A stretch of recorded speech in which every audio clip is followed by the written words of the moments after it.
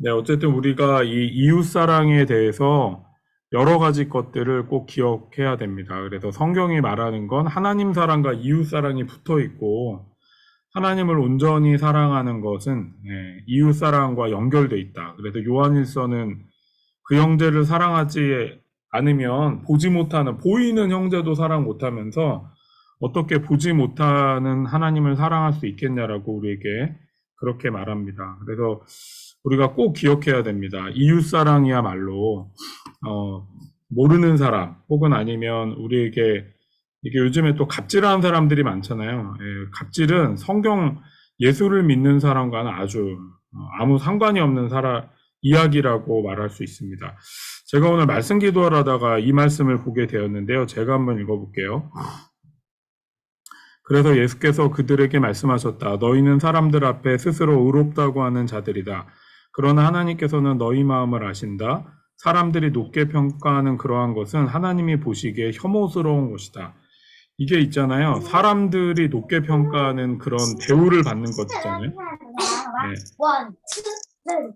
사람들이 이렇게 높게 평가하는 대우를 받는 건 하나님이 보시기에 혐오스러운 것이라는, 이거 말씀 오늘 묵상하다가 제가 이 말씀 기도를 하는데 되게 큰 은혜를 받았어요.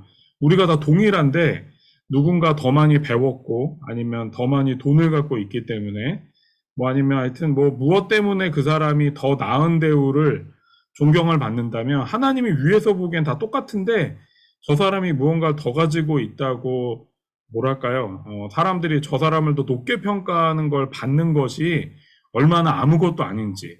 하나님이 중심되는 세상에서 살라고 말하면서 하나님은 우리에게 동일하게 살 것을, 너희 서로가 사랑하고 서로 존중하라고 하는 것들을 제가 좀 배우게 됐어요. 제가 특별히 감사와 사역자를 하며 많은 분들이 저를 사랑하고 참 존중해 주시는데, 내가 진짜 조심해야 되겠다. 하나님을 사랑한다고 하는 것이 진짜 내가 이렇게 높아지는 게 아니라 낮아지는 거라는 것들을 다시 한번 보게 됩니다. 네, 우리 다시 한번 기억할 것은 성경의 최고의 계명은 이웃사랑을 하는 것이다. 네, 이것들을 기억하면 좋겠고요. 그러면 두 번째로 사랑의 대상은 누구인가? 네, 제가 보기에는 아마 우리 주위 자매가 읽을 수 없기 때문에 우리 여기 성찬 형제 계신가요? 그럼 마태복음 5장 요거 좀 읽어주실래요? 내 이웃을 사랑하고 내 원수를 미워하라 하였다는 것을 너희가 들었으나 나는 너희에게 이르노니 너희 원수를 사랑하며 너희를 박해하는 자를 위하여 기도하라. 이같이 한즉 하늘에 계신 너희 아버지의 아들이 되리니 이는 하나님이 그 해를 악인과 선인에게 비추시며 비를 의로운 자와 불의한 자에게 내려주심이라. 너희가 너희를 사랑하는 자를 사랑하면 무슨 상이 있으리요? 세리도 이같이 아니하느냐? 또 너희가 너희 형제에게만 무난하면 남보다 더하는 것이 무엇이냐? 이방인들도 이같이 아니하느냐? 그러므로 하늘에 계신 너희 아버지의 온전하신 것 같이 너희도 온전하라. 네, 감사합니다. 오늘 이 말씀은 되게 중요한 말씀인데요. 우리가 이제 그 원수를 사랑하며 너희를 박해하는 자를 위하여 기도하라고 되어 있는데, 이 44절에 보면 너희 원수와 이렇게 색칠해 놓은 거 보이시죠? 너희 원수와 너희를 박해하는 자는 사랑하며 기도하라는 것과 대꾸를 이루게 됩니다. 이게 히브리적 평행법적 표현인데요. 45절에 악인과 불의한 자가 누구냐면 이게 우리를 말하는 거예요. 그러니까 이게 우리가 이렇게 기억해야 되는데 우리가 예수를 믿었기 때문에 물론 하나님의 은혜를 입죠. 그런데 우리가 잊지 말아야 될 건 주님을 믿지 않는 사람들에게도 주님은 동일한 은혜를 베푸십니다. 이게 이 5장이 그런 얘기, 악인과 선인에게 해를 비추시고 비를 의로운 자와 불의한 자에게 내려주신다. 이게 뭐냐면 주님의 사랑이 믿는 자에게만 특별히 있다는 것이야. 물론 우리가 기도를 하고 관계가 있기 때문에 어떤 면에 주님과 특별한 사랑이 있다는 것들은 뭐 당연하죠. 그러나 하나님께서는 믿지 않는 자에게도 그분의 눈을 비추시고 은혜를 베푸신다는 거 우리가 잊어버리면 안 됩니다. 그래서 우리가 선택받은 사람이라 우리는 특별하다, 우린 다르다가 아니라 우리도 똑같이 죽을 사람이었는데 은혜를 입었기 때문에 겸손하게 다른 사람들을 돌아보며 살아가야 된다. 이것이 성경이 말하고 있는 바라고 할 수 있습니다. 누가복음 10장 25절에 37절에 보면 한 율법사가 예수님에게 내 이웃이 누구냐고 물어요. 그랬더니 예수님께서 그 강도 만난 유대인 이야기를 하시잖아요. 근데 강도 만난 유대인이 이제 거반 죽게 되었어요. 그래서 이제 쓰러져 있는데 뭐 이렇게 제사장이 지나가다가 레위인이 지나가다가 그를 보지 않습니다. 왜 종교인들이 그를 보지 않냐면 유대인들은요, 죽은 사람에게 손을 대면 안 돼요. 그래서 그럼 자기가 더러워지거든요. 그러니까 자기 경건 때문에 그 사람을 도와주거나 뭐 살았는지 죽었는지를 돌아볼 수가 없었는데 지나가다가 찾게 된 사마리아인이 그 유대인을 이제 돌봐주고 유대인을 이제 주막에다 데려다 주고 돈을 주면서 내가 일 끝나면 이 사람 일을 위해 치른 비용을 내가 다 치르겠다고 얘기하지 않습니까? 그러면서 예수님께서 묻는 거예요. 너희도 가서 그와 같이 하라고. 이 쓰러진 유대인의 친구가 누구였습니까? 그를 도와준 사람이었잖아요.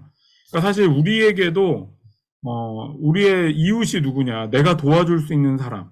내가 도와줄 수 있는 그 누군가면 그는 나의 이웃이라는 걸 성경은 말하고 있습니다. 여기 이 누가복음 10장 25절에서 37절에 예수님께서 율법사에게 이 유대인의 이웃이 누구냐고 할 때 이 유대인들이 뭐라 그러냐면 사마리아인입니다. 이렇게 말하지 않습니다. 왜냐하면 사마리아인이 유대인과 친구가 된다는 건 그들에게 모욕적인 일이었거든요.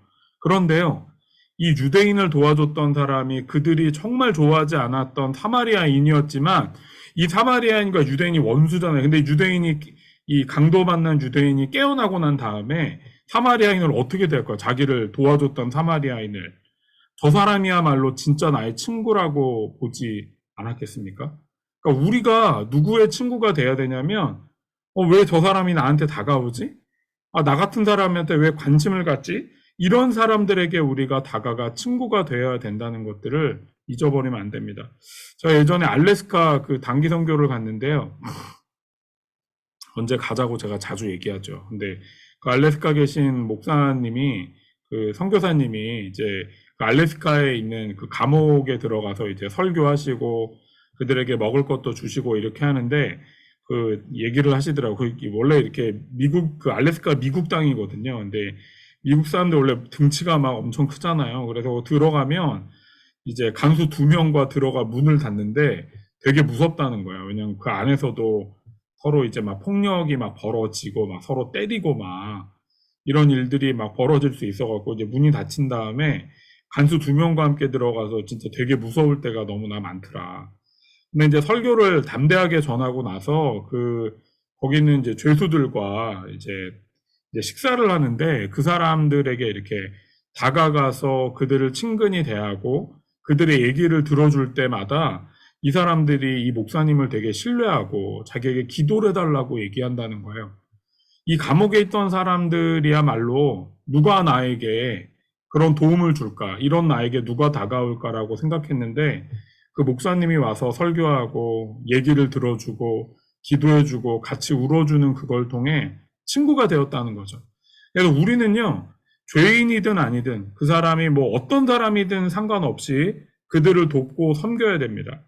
우리가 차별금지법에서 이렇게 이 차별금지법이 사실 약자들을 위한 법이잖아요. 이 차별금지법에 나온 사람들을 어떤 면에서 우리는 그들의 진짜 이웃이 되어야 한다라고 말할 수 있을 것 같습니다. 이게 글씨가 잘 보이시나요? 이게 글씨가 잘 안 보이시겠다. 예. 이 예수님께서 바리새인과 뭐가 달랐냐면 바리새인들은 신앙적 관점에서 불합격했던 세리와 창기들을 멸시하고 그들에 대한 비난과 증오를 멈추지 않습니다.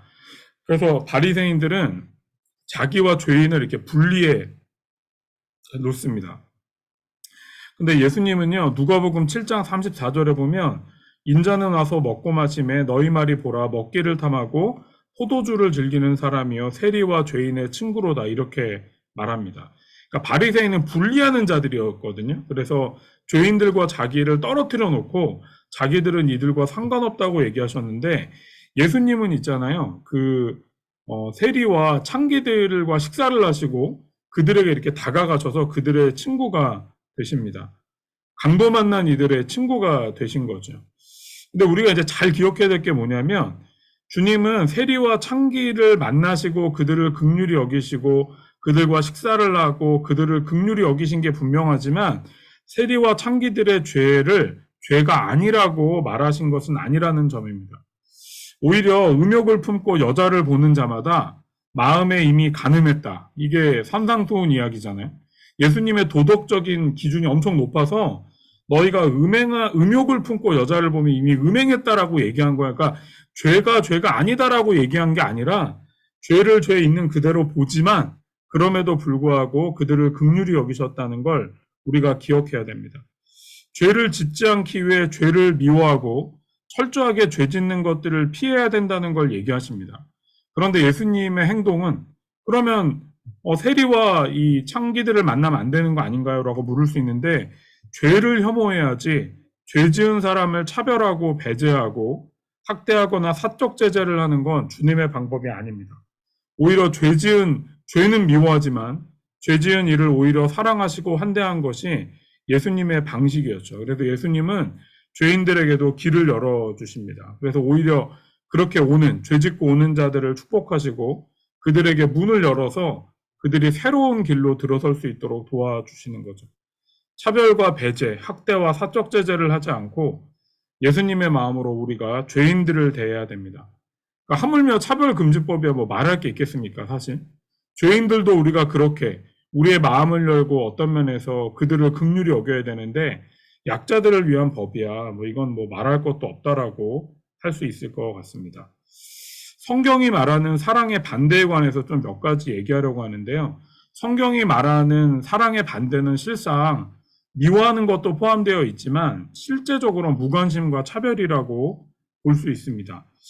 우리 읽지 않으신 분이 누구죠? 우리 준현 형제 어디 멀리 저기 우도가 있군요. 준현 형제. 네, 우리 준현 형제 이거 읽어줄 수 있어요? 야고보서 2장 15절 17절? 운전 중이라서 제가 아유, 대신 그렇군요. 읽을게요. 네네. 알겠습니다. 만일 형제나 자매가 헐벗고 일용할 양식이 없는데 너희 중에 누구든지 그에게 이르되 평안히 가라, 덥게 하라, 배부르게 하라 하며 그 몸에 쓸 것을 주지 아니하면 무슨 유익이 있으리요. 이와 같이 행함이 없는 믿음은 그 자체가 죽은 것이라. 아이고, 예. 참이 또 애엄마에게 죄송합니다. 네, 어쨌든 형제나 자매가 이렇게 헐벗고 있는데 누구든지 그에게 평안히 가라, 덥게 하라. 그리고 그 몸에 쓸 것을 주지 않는 건 이미 죽은 믿음이라고 얘기하고 있고요. 누가복음 10장 31절 32절인데요. 마침 한 제사장이 그 길로 내려가다가 그를 보고 피하여 지나가고 또 이와 같이 레위인도 그곳에 이르러 그를 보고 피하여 지나갔다. 네, 이거는 이제 주를 따르는 게 아닙니다. 성경이 말하는 사랑의 반대는 어떤 면에 무관심과 차별이라고 말할 수 있고요. 우리 호원 형제님 마태복음 25장 35절 읽어줄 수 있으신가요? 네. 네. 내가 줄일 때 너희가 먹을 것을 주었고 목마를 때 마시게 하였고 나그네 되었을 때 영접하였고. 네, 감사합니다. 이렇게 이거 뭐냐면 주님께서 나를 영접한 자들이라고 말한 양의 그 무리에 있는 사람들한테 얘기한 건데 우리가 언제 주님께 먹을 걸 드리고 했냐고 얘기하자 너희 가운데 가장 작은 자 하나에게 이렇게 줄일 때 먹을 거를 주고 마시게 한 것이 나에게 한 것이라고 주님이 말씀하신 것입니다. 우리 현지자매님 되시면 야고보서 2장 8절 9절 읽어줄 수 있으실까요? 네. 너희가 만일 성경에 기록된 대로 내 이웃 사랑하기를 내 몸과 같이 하라 하신 최고의 법을 지키면 잘하는 것이거니와 만일 너희가 사람을 차별하여 대하면 죄를 짓는 것이니 율법이 너희를 범법자로 정죄하리라. 네, 감사합니다. 야고보서 2장은 뭐라고 얘기하냐면요. 너희가 사람을 차별하여 대하면 여기서 말하는 건 이제 뭐 이렇게 뭐랄까요. 차별금지법의 이런 차별이라기보다는 등급을 나누 뭐 이것도 뭐 그렇게 볼 수도 있겠죠. 어떤 면에 이 사람은 돈이 많으니까 더 귀하게 대하고 이런 것들 혹은 아니면 이 사람은 남자니까 장애인이 아니니까 장애인과 이렇게 차별하는 것도 있을 수 있죠. 너희가 사람을 차별하여 대하면 죄를 짓는 것이라고 성경은 말하고 있습니다. 그래서 성경은요, 우리가 적극적인 사랑을 원하지 무관심하거나 차별하거나 미워하는 것만이 아니라 무관심하거나 차별하는 것도 사랑의 반대라고. 이거 꼭 기억하셔야 됩니다. 너희가 보이는 사람도 형제를 사랑하지 못하면서 어떻게 보이지 않는 하나님을 사랑할 수 있냐고 이 말들을 우리가 꼭 기억해야 됩니다. 그래서 우리도 사실은 우리가 쉽게 비판할 수 있지만 우리도 누군가를 차별하고 있는 건 아닌가. 우리도 누군가 약자와 갖지 못한 자와 어떤 면에서 그렇게 부족한 사람들, 내 눈에 잘 들어온 사람들을 좋아하고 말을 잘 듣지 않고 이렇게 뜻대로 잘 살아가지 않는 사람들을 무시하는 것은 아닌가를 좀 돌아볼 필요가 있습니다. 예, 구약의 이 명령을 보는 좀 관점을 이 다음으로 좀 얘기할 건데, 어쨌든 성경이 이런 하나님 사랑과 이웃 사랑을 얘기하고 있고요. 우리가 근데 여기서 이제 좀 봐야 될 게 뭐냐면, 우리가 성경에서 말하는 법을 그대로 다 적용할 수 없는 이유가 몇 가지가 있는데요. 오늘 이제 그 얘기를 좀 몇 가지 하려고 합니다. 칼빈은 율법을 세 가지로 분류하는데요. 첫 번째는 하나님께서 모세를 통해 주신 종교의 형태로 선택받은 자들을 위하여 경건하고 의로운 규칙이 있습니다. 이걸 의식법이라고 말합니다. 그러니까 어떤 이렇게 제사법 같은 의식을 드릴 때 이 종교를 드리는 사람들이 하는 제사에 관련된 법을 의식법이라고 할 수 있고요. 두 번째는 뭐냐면 각종 민법과 형법, 시민법을 말하는 것이죠. 이게 우리도 지금 법이 있잖아요. 우리는 이제 기독교, 이게 그 모세가 시내산에서 율법을 받았을 때는 실제로는 하나님께 받은 법이 시민법이었어요. 그래서 이렇게 함부로 서로 이렇게 음행하면 돌로 쳐 죽이거나 이런 것들이 그들에게 시민법이었습니다. 근데 그 당시 살아간 사람들에게 필요한 법인 것이죠. 세 번째는 뭐냐면 선택된 자에게 주신 도덕법의 특별한 계시가 있습니다. 이 도덕법을 총체적으로 요약한 게 이제 십계명이고요. 어떤 면에서 이거를 양심법이라고도 할 수 있습니다. 그런데 이제 성경에는 이방인과 우상 숭배자, 악을 행하는 자들에게 대한 규정이 있는데요. 이런 이 구약의 명령과 계명들이 이 도덕법적 규정입니다. 구약에 있는 사람들에겐 도덕법이자 시민법이었습니다. 제가 좀 몇 가지 볼게요. 이 민수기 33장 51절에서 53절인데요. 이스라엘 자손에게 말하여 그들에게 이르라. 너희가 요단강을 건너 가나안 땅에 들어가거든 그 땅의 원주민을 다 너희 앞에 다 몰아내고 그 새긴 석상과 부어 만든 우상을 깨뜨리며 산당들을 다 헐고 그 땅을 점령하여 거기 거주하라. 내가 그 땅을 너희에게 소유로 주었다. 이렇게 되어 있고요. 신명기 7장 2절에서 5절에 보면 제가 이제 색깔 있는 것만 주로 읽을게요. 내 하나님 여호와께서 그들을 넘겨 내게 치게 하시리니 그때 너는 그들을 진멸할 것이라. 그들과 어떤 언약도 하지 말고 불쌍히 뭐 이런 얘기가 쭉 나오고요. 후반부에는 그들의 제단을 헐며 주상을 깨뜨리며 아세라 목상을 찍고 조각한 우상을 불사르라. 이렇게 되어져 있습니다. 근데 우리는 어떤 규정, 구약의 규정은 지키지만 어떤 건 지키지 않잖아요. 그게 왜 그러냐면요. 지금 우리가 봤던 보고 있는 민수기와 신명기에 나오는 우상을 만들거나 이런 여러 가지 중에 우상을 만들거나 숭배하지 말라, 뭐 간음하지 말라, 부모를 공경해라, 살인하지 말라, 도둑질하지 말라, 뭐 남색하지 말라, 이런 모든 명령은 도덕법적인 명령입니다. 그런데 하나님의 계명을 범한 자들을 어떻게 처리할까? 이건 시민법적인 규정이라고 할 수 있습니다. 예를 들어 우리가 봤죠. 민수기와 신명기에 보면 이들이 뭐 이렇게 음란하면 죽여야 되고 원주민을 몰아내고 이런 것들이 시민법적 규정이라고 말할 수 있습니다. 그러니까 우리가 우리 시대로 왔을 때 도덕법적 규정, 뭐 이렇게 예를 들어 부모를 공경하고 간음하지 말고 살인하지 말고 뭐 이런 것들은 도덕법적인 규정은 여전히 지금까지 유효하다고 말할 수 있습니다. 그런데 시민법적인 규정, 예를 들어 그런 사람들을 돌로 쳐 죽여라. 그렇게 행하지 말라고 하는 도덕법과 이거를 지키면 어떻게 법적인 처리를 한다는 시민법적 규정은 지금은 허용되지 않습니다. 오히려 지금 우리는 도덕법은 여전히 지켜야 되지만 시민법은 이거는 의미를 묵상하고 지켜야 됩니다. 어떤 거는 법에 우리가 이렇게 믿고 있는 헌법과 우리 대한민국의 법체계에 들어가 있지만 어떤 거는 들어가 있지 않는 것도 있죠. 우리가 예수를 믿게 되고 예수의 법을 따르고 했기 때문에 도덕법 규정은 시대를 넘어 우리에게 의미가 있어요. 그래서 여전히 도덕적으로 지켜야 될 하나님을 온전히 따르는 선택된 자들에게 주시는 높은 도덕적 기준, 예수님께서는 더 높은 기준을 우리에게 원하셨어요. 어떤 거예요? 여자를 볼 때 음욕하는 마음으로 보게 되면 이미 간음한 자라고 얘기하실 만큼 더 높은 도덕법적 규정을 우리에게 주셨습니다. 그런데 이거를 지키지 않는다고 이 구약에 있는 시민법적 규정을 지금 우리가 기독교인들이 들이대면 그건 될까요? 안 될까요? 그건 불가능한 일이죠. 왜냐하면 우리는 더 이상 신정국가 체계에 속해 있지 않기 때문에 그렇습니다. 이 구약은 신정국가 체계였어요. 하나님께서 직접 명령을 내리시고 왕을 세우시고 왕을 통해 법을 행하시죠. 그런데 예수님께서 이 땅에 오셔서 만드신 건 신정국가가 아니라 이 사회의 체계를 그 안에서 당신을 따르는 자들에게 성령을 부으셨던 것입니다. 그래서 성령을 받은 사람들이 이 세상에 들어가 법을 만들고 약자를 보호하고 돈을 벌어 함께 살아가기를 원하셨던 것이죠.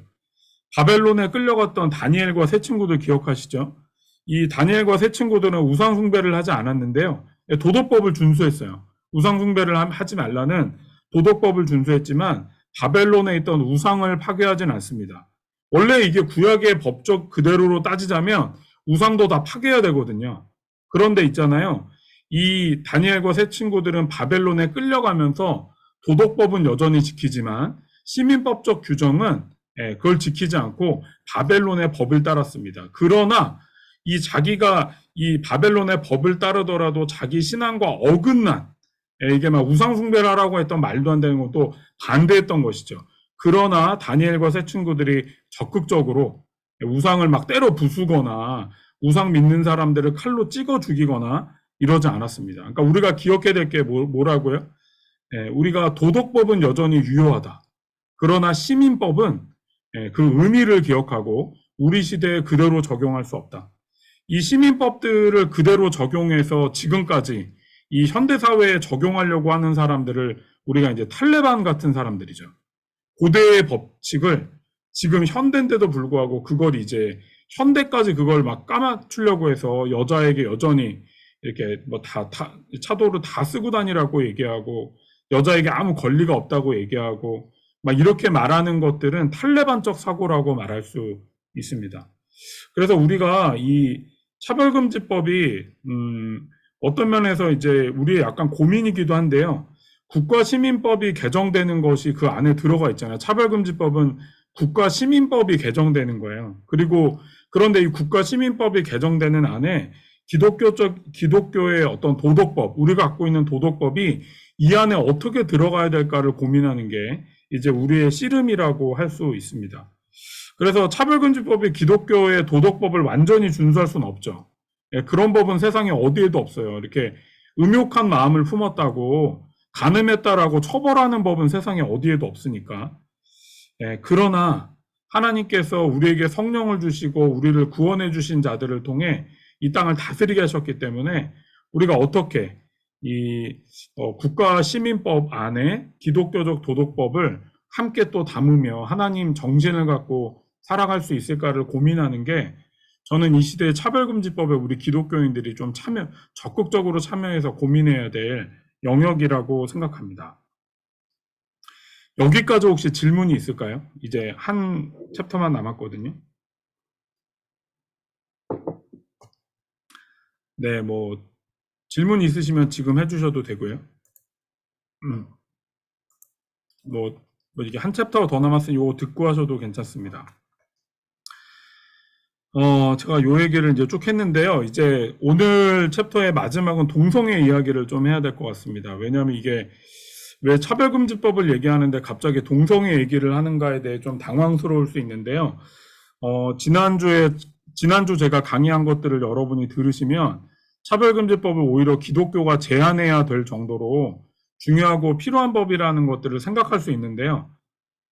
근데 지금 어떤 종교보다 기독교가 차별금지법을 반대하고 있습니다. 그 가장 큰 이유는 동성애 때문입니다. 아직 우리 교회는 동성애에 대해서 명확한 관점을 모으지는 못했는데요.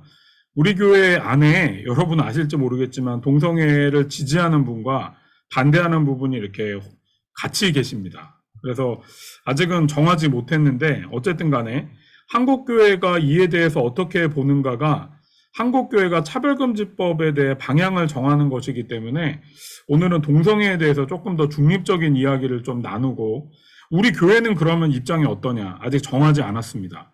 제가 말했죠. 이런 핵심적인 건 이 교인들과 함께 고민하고 디베이트한 후에 결론을 내려 우리 교회는 이런 방향으로 가겠다고 좀 얘기하게 될 거라고. 그래서 이게 이제 동성애가 너무너무 중요한 이슈가 되었는데요. 오늘 이것에 대해서 양측이 어떤 얘기를 하고 있는지 좀 이야기를 나누어 보려고 합니다. 우선은 성경에 나오는 전통적인 동성애에 대한 견해입니다. 레위기 18장 22절은 너는 여자와 동침함 같이 남자와 동침하지 말라. 이는 가증한 일이다. 이렇게 말해서요. 남자끼리 서로 섹스하는 것을, 성관계 맺는 것을 가증한 일이라고 분명히 표현하고 있습니다. 로마서 1장 26절 27절 이건 이제 신약이죠. 이 때문에 하나님께서 그들을 부끄러운 욕심에 내버려 두셨으니 곧 그들의 여자들도 순리대로 쓸 것을 바꾸어 영리로 쓰며 그와 같이 남자들도 순리대로 여자 쓰기를 버리고 서로 향하여 음욕이 부릴 듯하며 남자가 남자와 더불어 부끄러운 일을 행하여 그들의 그릇 때문에 상당한 보응을 그들 자신이 받았느니라. 이렇게 되어 있고요. 고린도전서 6장 9절과 10절인데요. 불의한 자가 하나님 나라를 유업으로 받지 못할 줄을 알지 못하느냐. 미혹을 받지 말라. 음행하는 자나 우상 숭배하는 자나 간음하는 자나 탐색하는 자나 남색하는 자나 도적이나 탐욕을 부리는 자나 술 취하는 자나 모욕하는 자나 속여 뺏는 자는 하나님의 나라를 유업으로 받지 못하리라. 이것들이 이제 동성애를 반대하는 전통적인 해석의 견해들로 볼 때 신구약이 이렇게 성경에서 동성애에 대해서 확실히 반대하고 있다라고 하는 이야기입니다. 성경은 이 전통적인 견해에 따르면 성경은 동성애에 대한 분명한 구절들이 나와 있고 그로 인해 동성애, 동성섹스, 동성결혼은 하나님이 원하시는 것이 분명코 아니다. 이거는 분명히 죄라는 전통적인 견해가 우리 안에 있습니다. 이 전통적인 견해를 따르게 될 때 동성애자들은 분명히 죄인들이라고 볼 수 있고요. 그런데 이제 여기서 우리가 이제 만약에 이게 우리 교회에 이제 어떤 중론이 돼서 우리는 이제 동성애를 확실히 죄로 보기로 했다라고 할 때 그럼 우린 동성애자들을 어떻게 할 것인가를 이제 고민해야 됩니다. 우리 교회 오는 사람들 중에 예를 들어 이렇게 뭐랄까요, 뭐 음란한 마음을 먹었거나 거짓말했거나 뭐 아이를 때렸거나 아니면 뭐 이렇게 돈을 속였거나 이런 사람들이 교회에 오는 것과 동성애를 한 사람, 동성애자 어떤 성향이 있거나 아니면 동성애자가 우리 교회에 올 때 이들을 어떻게 그러면 대해야 될까에 대한 고민이 있을 수 있습니다. 전통적인 견해에 따르게 될 때의 이제 고민은 이들을 어떻게 대해야 되냐.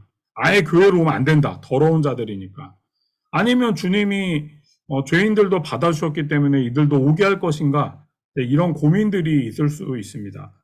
예를 들어 성경에는 이혼에 대해서도 이렇게 약간 이혼하지 말라고 얘기하잖아요. 근데 요즘에 이혼한 사람들이 교회에 올 때 이혼한 것들을 회개하라고 말하진 않거든요. 개신교는. 카톨릭은 이혼하면 미사를 드릴 수 없어요. 회개하는 절차를 해야 된다고 얘기했잖아요. 근데 우리 개신교는 그게 없어요. 그래서 그런 면에서 그럼 우리는 이 이혼한 자와 동성애자를 각각 어떻게 보고 이 동성애는 절대로 교회도 발들이면 안 되냐 아니면 그래도 예배는 드려야지 이걸 어떻게 봐야 될까를 고민해야 되는 면이 있습니다. 그런데 분명한 것은 동성애자가 이제 이 전통적인 견해에 따라 우리 교회가 입장을 정한다 할지라도 차별금지법에서 동성애자들의 인권을 존중하는 면에 있어선 우리가 이제 이걸 어떻게 할 것인가를 잘 고민하고 씨름해야 된다는 걸 말씀드리고 싶습니다. 그리고 지금 사실 차별금지법이 동성애만 얘기하는 법안이 아닌데 기독교가 이제 이 동성애 이것 때문에 다른 모든 것들을 그냥 다 논의를 중지시키고 있거든요. 이런 면에서 우리가 어떻게 하는 게 옳을까? 만약에 이 전통적인 견해를 보게 된다면 이제 그 고민을 해야 될 것 같습니다. 그리고 동성애에 대한 현대적 견해인데요. 이제 몇 번 얘기했기 때문에 여러분도 아시겠지만 한 번 더 정리하자면 저는 기본적으로 성경의 도덕법은 꼭 지켜야 된다고 믿습니다. 그래서 제가 말하는 동성애를 만약에 우리 교회가 동성애는 뭐 인정할 만하다. 이게 현대적인 해석을 따라서 우리 교회가 그거에 동의한다고 할 때 저는 적어도 큰 바운더리가 있어야 되는데 저는 성경에서 말하는 기본적인 도덕법은 성관계는 결혼관계 안에서만 허용된다고 믿습니다. 저는 이게 우리 교회에서 만약에 동거하는 사람이 있으면 그건 잘못된 것이라고 얘기할 것 같아요. 그런데 만약에 우리 교회에서 동성애를 받아들이기로 했다면 이게 가능한 마지막 바운더리는 이 동성애자들이 서로 결혼을 전제하고 동성애를 받아들이는 입장에서 말하는 거예요. 그렇게 될 경우에 그냥 무작정 아무나 섹스하는 걸 받아들이는 게 아니라 배타적인 성관계, 적어도 결혼을 전제한 배타적인 성관계를 하는 동성애자들은 만약에 이 입장을 이 현대적인 해석을 받아들인다면 거기까지 받아들일 수 있을 것 같습니다. 저는 결혼을 했든 결혼을 안 했는데 성관계를 맺고 있다면 음란한 것이라고 성경은 말하고 있다고 생각하고요. 이거는 이성애자나 동성애자나 만약에 이 동성애자들을 성경적으로 그들은 문제가 없다고 본다면 그것까지가 우선 바운더리라는 것들을 말씀드립니다. 그리고 이제 현대적인 해석을 좀 말씀드릴게요.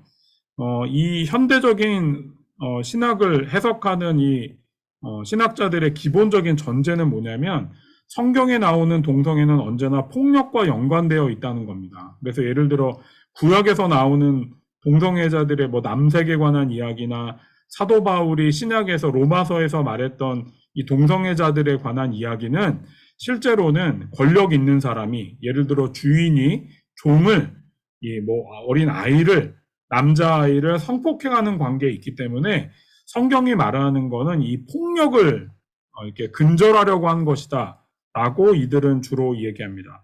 그리고 또 하나 중요한 요즘에 이제 해석 중에 하나는 동성애는 최근에 나온 단어가 아니라는 거예요.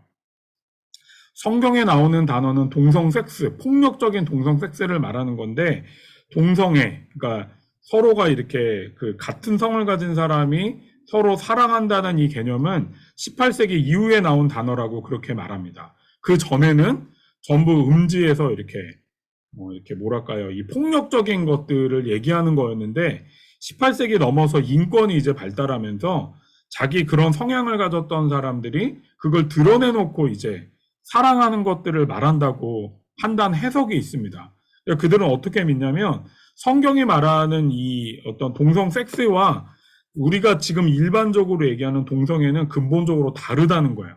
그래서 성경이 말하는 건 되게 폭력적이고 억압적인 되어서 있는 걸 죄라고 말하는 거지만 지금 말하는 건 이 동성애라고 하는 건 인격적이고 서로를 사랑하고 배타적인 관계 안에 서로를 그렇게 사랑한다면 이거는 이제 또 다른 성경에 나와 있지 않은 거라는 해석이 있는 것입니다. 그래서 이 두 가지가 어떤 거는 전통적인 성경의 해석을 통해 동성애를 완전히 금지하고 그러나 또 한편에서는 동성애에 대해서 이제 현대적인 해석을 통해 이거는 성경 신구약에서 나오는 것과 다른 것이라는 해석의 이야기가 있습니다. 기독교가 이 차별금지법을 반대하는 가장 큰 이유는 동성애가 더 활개치게 되고 교회에서 동성애를 죄라고 말하지 못하게 되며 또 이제 동성애자에게 죄라 이렇게 예를 들어 어떤 직장을 가졌는데 내가 이렇게 내일 이제 결혼하죠. 우리 가능한 많이 와주시고 우리 노현지 우리 이진혁 형제자매 결혼하는데 예를 들어 제가 그 웨딩샵을 운영하는데 동성 결혼을 하는 친구가 왔을 때 그들을 나는 종교적 신념으로 안 된다고 할 때 이게 법적인 문제가 되지 않을까에 대한 걱정들인데요. 이 이야기는 다음 주에 하도록 하겠습니다. 그런데 이제 중요한 건 뭐냐면 우리가 동성애자들이나 동성애를 죄로 보든 아니든 동성애자들은 존재하고 있고 이들을 향한 어떤 이 시민법적인 차별은 금지되어야 된다는 것들을 우리가 그거는 꼭 기억해야 되겠다라고 말하고 싶습니다.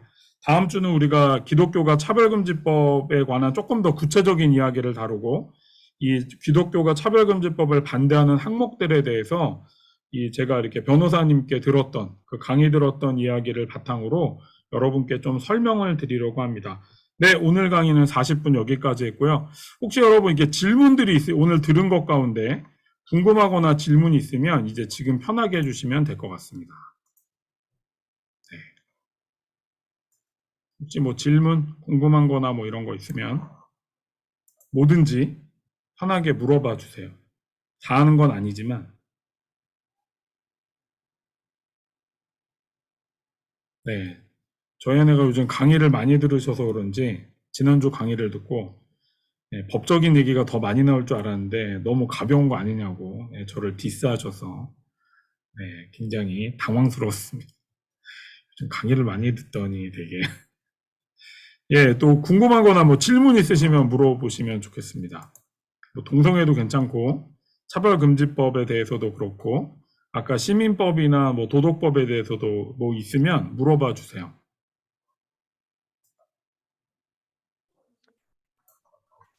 그러니까 오늘의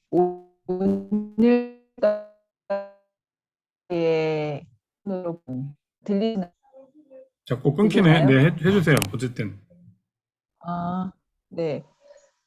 그러니까 오늘 들은 것의 결론을 이렇게 좀 정리하면 네, 결국은 그 기독교인들이 그 차별금지법을 반대하는 것에 대해서 네, 그러니까 이게 그 아까 의식법, 시민법, 도덕법 얘기하셨는데 도덕법적으로 볼 때는 동성애에 대해서 반대할 수 있지만 그 시민법적인 차원에서는 시민법적인 차원에서 반대하는 것은 합당하지 않다라는 어떤 그런 결론, 뭐 쉽게 뭐 딱 단정 지을 수는 없지만 이제 거기에 가까운 결론인 거죠. 그러니까 예를 들어 이제 우리 교회가 아직 입장을 정하지는 않았지만 우리가 만약에 동성애를 죄로 보는 전통적인 입장의 견지에 서더라도 그건 도덕법적인 것에선 틀린 거라고 할 수 있지만 아까 말했던 것처럼 이 국가시민법을 지정하는 데 있어서 우리 기독교인들이 적극적으로 들어가 약자를 보호하고 함께 세워가는 게 필요하다고 말하고 싶고요. 그러니까 우리가 이제 고민을 해야 된다고 말하고 오늘 뭐 이렇게 결론을 냈다기보다는 성경에서 이렇게 많은 약자들을 말하는데 우리가 동성애자들을 죄인이라고 보는 전통적인 견지에 선다 할지라도 그들을 긍휼히 여기고 그들을 또 온전히 이렇게 약자로서 또 이렇게 함께 살아가는 걸로 우리가 돌보는 것들이 필요하다는 얘기를 좀 하고 싶었던 것 같습니다. 그래서 우리가 이 법적인 면에서 오히려 너무 두려워하기보다는 아직 법이 결정된 게 아니잖아요. 저는 저번에 이제 그 변호사님과 이제 몇 분이 오셔서 강의를 하시는 게 있었는데 그때 그분들이 뭐라 그러냐면 적극적으로 와서 의견을 표현하고 이 종교적인 영역에서는 그런 거에 어떤 이렇게 뭐랄까 너무 심한 이렇게 아주 그냥 뭐 배제하거나 혐오적인 걸 얘기하지 않는 한 종교적인 건 좀 배제해달라고 말하면 되는데 무조건 안 된다라고 얘기하니까 이게 대화가 아예 이루어지지 않는다라는 이야기를 그 변호사님이 하시더라고요. 그래서 우리가 이 시민법 가운데 기독교적인 도덕법을 전통적 견지에 선다 할지라도 적극적으로 표명할 그리고 우리가 건강하게 표현할 가치가 있다. 그리고 그것 때문에 또 우리의 어떤 그런 것 때문에 약자를 또 보호받지 못하는 건 우리가 좀 돌아봐야 된다라고 말할 수 있을 것 같아요. 네. 저는 뭐 동성애를 죄로 보든 죄로 보지 않든과 상관없이 이들이 어쨌든 지금에서는 약자이기 때문에 이웃사랑의 관점에서 그들을 어떻게 대하는 게 좋을까를 고민해야 된다라고 말하고 싶습니다. 네, 뭐 궁금하시거나 또 질문 있으면 뭐든지 얘기해 주시면 좋겠어요. 오늘 이렇게 착한 분들만 오셔가지고. 질문 없으십니까? 근데 기독교가 차별금지법을 반대하는 것이 동성애 말고는 다른 이유는 없는 건가요, 그러면? 이게 최고로 핵심적인 거예요. 예를 들어 뭐 여성에 대하거나 뭐 아니면 장애인에 대하거나 학력이 낮은 사람들을 차별하라고 기독교 상식적으로 얘기할 수는 없잖아요. 근데 지금에 있어서의 최고의 이슈는 동성애입니다. 다른 것들은 아주 그냥 최소한이고요. 사실은 지금 동성애가 가장 중요한 그리고 거의 대부분을 차지하는 이슈라고 말할 수 있어요.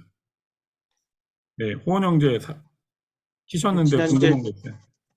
지난주에 질문했던 거에 이어서 좀 질문이 있거든요. 근데 그 기독교는 그러니까 예수님만 구원자다 이렇게 얘기하는데 그걸 그 전도를 하게 되면 다른 사람한테 강요하게 되는 부분이 있잖아요. 네. 그게 그래서 그 차별법 생기면 전도도 못한다 이런 얘기를 들어가지고 네. 제가 그거는 궁금한 게 있어서 질문 드립니다. 그거는 좀 뭐 말도 안 되는 것 같아요. 네. 그거는 너무 오도된 이야기고요. 우리가 예수를 구원자로 믿고 살아가는 게 문제되는 선진국은 아무 데도 없어요. 그러니까 이게 너무 이제 막 말도 안 되는 얘기가 돼서 예수님이 구원자라고 말하면 안 되는데 이건 아니 어떤 선진국에서 그렇게 말하지 않는 기독교가 어디 있습니까? 그건 너무 이렇게 말도 안 되는 거고요. 다음 주에는 몇 가지 좀 예를 들어 드리겠지만 실제로는 그런 우리가 갖고 있는 대부분의 어려움에 대해서 많은 이렇게 대안들이 나와 있더라고요, 보니까. 그러나 이제 무슨 예수가 뭐 이렇게 우리 구원자다 이런 걸 선포할 수 없다거나 이런 거는 차별금지법과는 아무 상관이 없어요. 그거는 정말 좀 오도된 이야기라고 볼 수 있겠습니다. 알겠습니다. 네네. 어쨌든 감사하고요. 네, 또 뭐 궁금하거나 이러신 거 있으면 소리만 켜서 물어보셔도 좋습니다. 네, 뭐 정의자매? 네. 네, 목사님 오늘 잘 들었는데요. 네, 준현 형제. 두 네. 가지가 궁금한데요. 네네. 그 이제 동성애자를 이제 목사님이 약자라고 말씀하셨는데 네네. 왜 꼭 약자라고 이제 생각을 해야 되는지 좀 궁금하고요. 네네. 두 번째는 이제 제주도에도 요새 매년 퀴어 축제라는 게 열리거든요. 네네. 그래서 교회에서 나가서 그거 반대하는 집회도 같이 열리고 맨날 경찰 네. 출동하고 육지도 아마 그런 일 있는 걸로 알고 있는데 네, 그렇죠. 그걸 좀 어떻게 좀 봐야 될지 저는 되게 혐오스럽고 안 좋다고 생각을 하는데 그것도 약자라면은 좀 봐주거나 이렇게 좀 용인해야 되잖아요. 그걸 좀 어떻게 봐야 될지 늘 좀 혼란스럽더라고요. 그래서 뭐 네. 저걸 맞다고 해야 되는지 틀리다고 해야 되는지 좀 요새 좀 사람들 사이에서도 또 목사님들 사이에서 서로 의견이 막 분분한 것 같아서 좀 어떻게 제 입장을 좀 가지면 될까 좀 이런 고민이 좀 들어서 질문 드리고 싶습니다. 네. 지금 이제 뭐 준현 형제도 잠깐 얘기해 주셨지만 동성애자들을 생각할 때 사실은 뭐 제가 이거를 일반화시키기는 어렵지만 제가 만난 많은 분들은 좀 혐오적이다. 나는 그게 너무 싫다. 라고 생각을 하세요. 뭐 그렇게 생각할 수 있죠. 그런데 그런 생각에서부터 그들을 이렇게 멀리 대하고 그들이 어떤 일하는 데나 이런 데 차별을 대하게 된다면 이제 이게 차별이 될 수 있어요. 그리고 그들을 혐오적인 시선으로 바라봐서 그들을 이렇게 똑같은 사람이 아니라 그들은 좀 더럽고 이상한 사람이라고 생각해서 우리가 있던 그룹에서 배제시키게 될 때 이게 이제 혐오와 배제가 늘어나게 된다고 할 수 있습니다. 이런 일들이 많이 일어나고 있기 때문에 현재적인 입장에서는 동성애자들이 약자라고 볼 수 있고요. 그러나 이제 조금씩 나아지고 있죠. 왜냐하면 시대 문화가 바뀌었기 때문에. 근데 우리 기독교인들이 이제 지금 약간 조금 더 못 받아들이는 게 우리가 살고 있는 세상에 동성애자들이 있어요. 우리 신학적인 입장과 상관없이 동성애자들은 있어요. 그렇죠? 동성애자들이 있는 거를 받아들이고 그들을 차별 없이 살아갈 수 있게 함께 살아가는 것, 이게 차별금지법이라고 이해하시면 될 것 같고요. 그런데 이제 퀴어 축제 같은 거는 이제 좀 고민이 필요한 것 같아요. 그들이 이 퀴어 축제를 통해 자기들의 자유가 눌려 있던 것들을 표출하는 것과 함께 여기에서 이제 되게 여러 가지 좀 진짜 혐오적이고 약간 이들의 어떤 이 억눌렸던 걸 표현하는 방식이나 이런 것들이 이렇게 뭐랄까 남들의 성적인 정체성에 오히려 더 안 좋은 영향을 전 미친다라고 생각하거든요.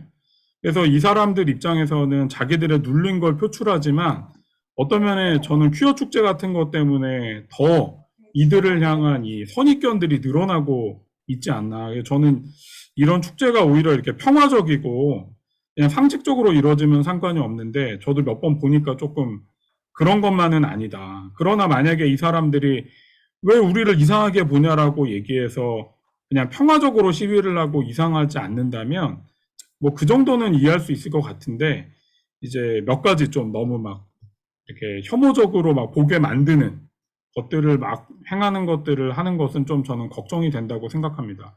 그래서 이제 우선 첫 번째로 중요한 건 동성애자들이 우리가 받아들이든 안 받아들이든 우리 곁에 있다는 것들을 우리가 먼저 인정해야 될 것 같고, 두 번째는 그들을 나와 신앙이 다르고 나는 예를 들어 내가 전통적인 견해를 갖고 있어서 나는 그들이 죄인이라 생각하지만 그들이 또 주님의 또 하나의 자녀라면 그들을 가능한 차별되지 않게 오히려 저는 그들에게 너 죄인이니까 회개라는 관점보다는 우리가 바르게 전통적인 우리가 신앙의 관점을 갖는 것들을 우리 교회가 그 입장을 만약에 이제 정한다면 그렇다면 그들에게 바르게 믿고 더 행복한 것들을 보여줘서 그들에게 영향을 미쳐야지 그들을 직접적으로 이렇게 뭐랄까 혐오적으로 대하거나 그들을 배제시키는 방법은 옳지 않다고 생각합니다.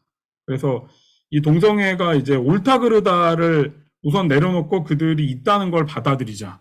그러나 만약에 우리가 전통적인 견해로 입장을 정한다면 그들을 그럼 우리는 어떻게 대할지는 이제 다시 고민해 봐야 될 것 같고요. 받아들이게 된다면 제가 말했죠. 만약에 동성애를 우리는 공부해 봤더니 정말 연구해 봤더니 성경과 이건 배치되는 게 없다라고 만약에 그 관점으로 간다면 우리가 진짜 공부하고 다 같이 양심적으로 동의해서 그게 된다면 우리는 어떻게 그러면 또 그들을 대할 것인가를 또 그때 가서 고민해야 된다고 생각합니다. 그러니까 이게 되게 어려운 문제라서 저는 되게 조심스럽고 우리 교회가 좀 알아보고 생각해야 되지 그냥 단순하게 내가 아는 짧은 지식을 갖고 하기가 되게 어렵다. 제가 책을 좀 몇 권 읽어봤는데 되게 결정하기가 더 어려운 것 같아요. 이게 막 쉽게 막 이것도 참 쉽지 않구나. 그래서 오히려 이런 부분은 되게 조심스럽게 또 되게 신중하게 공동체가 함께 결정해야 되지 않을까 생각합니다. 네, 되게 얍삽하게 빠져나가고 있는데요. 아직 우리 교회가 뭔가 결정하지 않았기 때문에 이 정도 말씀드릴 수 있을 것 같아요. 뭐 또 궁금하거나 이런 거 있으십니까?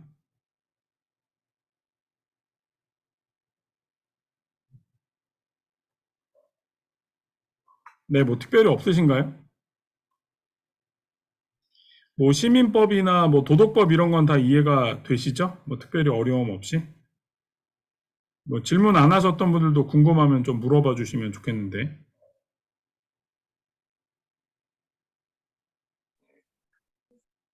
한 네, 가지 더 여쭤보면 네, 저한테 직접 물어보시지 왜 자꾸 이렇게 영상으로. 네, 어쨌든 해보세요. 네, 다른 분이 안 하시니까 네, 좋습니다. 만약에 그러니까 지금 동성애는 아니지만 아무튼 그 여성 차별과 관련해서 네, 어떤 교단에서는 여성 목회자에게 안수를 주지 않잖아요. 네, 그 교회법상. 근데 만약에 이 법이 그 차별금지법이 통과가 되면 네. 이게 그 교회 안에서도 적용이 될 수 있는 건가요? 그러니까 지금 이게 이제 좀 논란이 되는 것 중에 하나인데, 제가 보니까 기독교 안에서도 지금 차별금지법을 이렇게 긍정으로 받아들이려고 하는 곳에서는 이런 부분을 예외 조항으로 두어달라라고 얘기하는 법안들이 있어요. 제가 그래서 다음 주에는 그 예외 조항을 그래서 좀 말씀드리고, 제가 만났던 저기 장애인 차별금지법을 통과시켰던 그 변호사님이 이렇게 제안했던 그 법안의 항목들을 좀 갖고 와서 보여드리려고 해요. 그래서 종교적인 영역에서는 그런 부분에 자유를 달라. 근데 이건 전혀 어렵지 않대요. 예, 왜냐하면 뭐 이렇게 예를 들어 이제 그게 혐오와 이렇게 배제와 완전 혐오적으로 가는 건 안 되는데 그게 아니라 종교적 특성을 때문에 그런 부분을 인정해달라고 말하는 건 사실은 이게 국가도 종교가 되게 종교인이 많기 때문에 그런 걸 함부로 할 수 없기 때문에 그런 조항을 넣어달라고 하는 것은 뭐 전혀 문제가 되지 않는다. 어떤 면에서는 이 자매분들의 권리를 하는데 조금 안타까운 일이지만 어떤 면에서는 그런 예외 조항을 충분히 둘 수 있다라고 하는 걸 들었습니다. 대신 그러나 이제 이 안에서 뭐 여성을 무시하는 발언이 일어나거나 뭐 아니면 뭐 여성에 대해서 이렇게 뭐 일하는 것이나 이런 것들을 그러니까 목사나 이런 자리가 아닌데도 똑같이 일할 수 있는데 그런 자리에서 막 배제시킨다거나 이러면 문제가 될 수도 있죠. 그러나 기본적으로는 우리가 사회 통념상 받아들일 수 있는 거라면 그 정도는 문제가 되지 않을 수 있을 것 같습니다. 전 오히려 교회 단체가 더 열심히 들어가서 그런 부분을 좀 이렇게 이렇게 예외 조항을 달라라고 얘기하는 게 조금 더 이렇게 합리적일 것 같습니다. 이걸 다 반대한다 이거보다는 그런 예외 조항을 기독교에서 조금 두어 달라라고 얘기하는 게 조금 더 이렇게 합리적이지 않을까 이런 생각을 하게 됩니다. 네, 또 뭐 궁금하신 거나 이런 거 있으면 물어봐 주시면 좋겠습니다. 남미자매 없어요? 오늘 처음 오셔서 좀. 처음 들어서 아직 너무 어려워요. 그렇군요. 네. 이게 지난주 강의를 좀 들어야 되는데 제가 빨리 유튜브에 올려놓겠습니다. 우리 또 성찬 형제나 현지자매 뭐 궁금한 거 없으세요?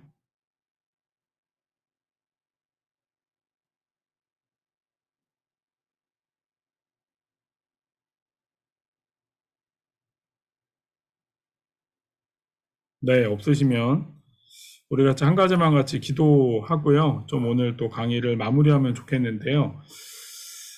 주님께서 우리에게 참 이렇게 약자들을 돌보라고 이들에게 한 것이 내게 한 것이라고 얘기하셨던 것들을 기억하며 뭐 이렇게 아까 그 동성애자가 약자냐라고 얘기했지만 지금 현재 직장이나 여러 곳에서 일어나는 그들에 대한 혐오와 배제가 아직도 있기 때문에 저는 약자일 때가 있다라고 말할 수 있을 것 같고요. 아직도 뭐 그렇죠. 장애인도 그렇고 그다음에 여성분들도 그렇고 아이들도 그렇고 뭐 여러 가지 못 배운 분들도 전부 다 약자일 때가 있는 거잖아요. 좀 더 우리 그러니까 일상적인 사람, 보통 사람보다 보통 사람이란 말이 좀 그런데 그래서 우리가 좀 그들을 좀 더 잘 이해하고 긍휼히 여기고 또 주님이 이 땅에 오셨다면 과연 그들을 어떻게 대하셨을까를 생각하며 우리가 참 지혜롭게 살아갈 수 있도록 한번 기도하면 좋겠습니다. 주님, 우리에게 지혜를 주셔서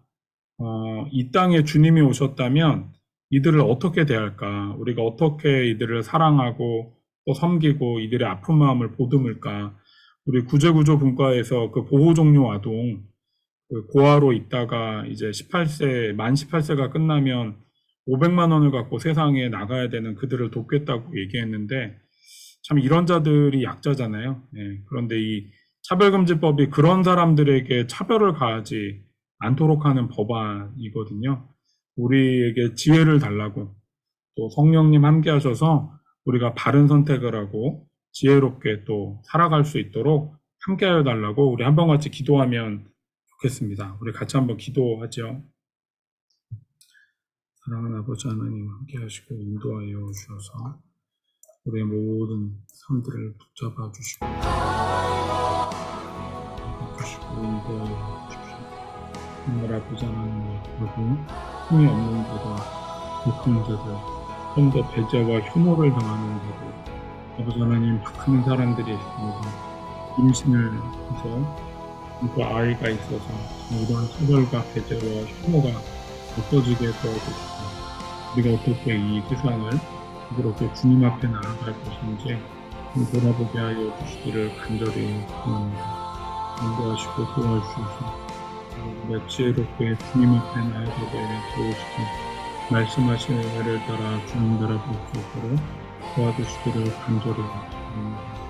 함께 하시는 주님 우리에게 지혜를 더하시고 주님을 알아갈 은혜를 더하셔서 주님 가까이 온전히 설 수 있도록 도우셔서 함께하여 주시고 인도하시는 주님을 찬양하며 함께하시고 도와주옵소서. 주님 우리와 함께하여 주십시오. 정말 주님 이 땅에 오셔서 약자들을 돌보셨던 예수 그리스도를 우리가 기억합니다. 보호종료 아동이 이 세상에서 차별당하지 않고 살아가게 하시며 또 임신을 했다고 많은 여성들이 차별당하지 않도록 또 많은 여성과 어린아이와 배우지 못했던 사람들과 아버지 하나님 또 동성애자들 또 여러 가지 이 땅에 힘든 사람들이 아버지 하나님 차별당하고 또 배제되고 혐오적인 시선으로 이 땅 가운데 고통받으며 살지 않고 정말 함께 살아가는 세상을 살아가는데 이 차별금지법이 작은 도움이 될 수 있도록 은혜를 더하여 주시기를 간절히 기도합니다. 주님, 우리에게도 고민이 많이 되는 법안인데 우리가 여러 가지 거짓 뉴스를 넘어 정말 주님을 온전히 바라보고 주님 가까이 설 수 있게 하여 주십시오. 정말 우리가 주님의 지혜로 이 세상을 온전히 살아갈 수 있도록 함께하여 주시기를 간절히 기도합니다. 금요일 저녁 또 잘 주무실 수 있도록 우리 한 분 한 분 축복하여 주옵소서. 감사드리며 모든 말씀 예수님의 이름으로 기도드립니다. 아멘. 제가 요즘에 아내가 이제 준 책을 좀 잠시만요. 저거 좀